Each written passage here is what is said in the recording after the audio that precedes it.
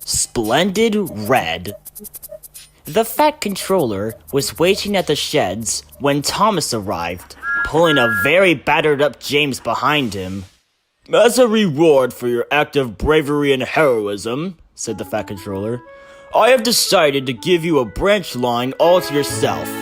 "Oh, thank you, sir," said Thomas. Then he turned to James, who was still shaken up after the crash. "As for you, James, it's off to the works with you in the morning." "Yes, sir," replied James sadly.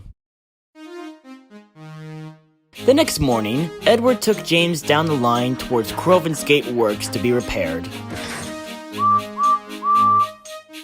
He shunted James into the maintenance shed, and then set off. "Goodbye, James," he called out. "I'll come back to bring you home this afternoon."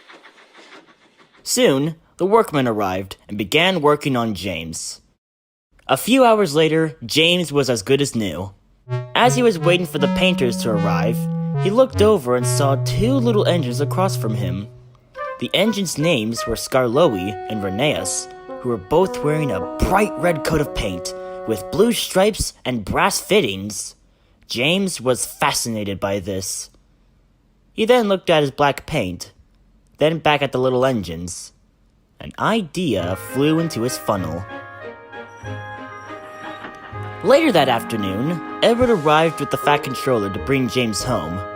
To their surprise, there was James, painted bright red with blue stripes and a brass dome. My, James," boomed the Fat Controller. "That red paint looks splendid on you." "Thank you, sir," said James. "However," continued the Fat Controller, "you still have a lot to learn in the yard. So I've decided that Edward will help you out with your work." But I mustn't say no more, or I will spoil the next story.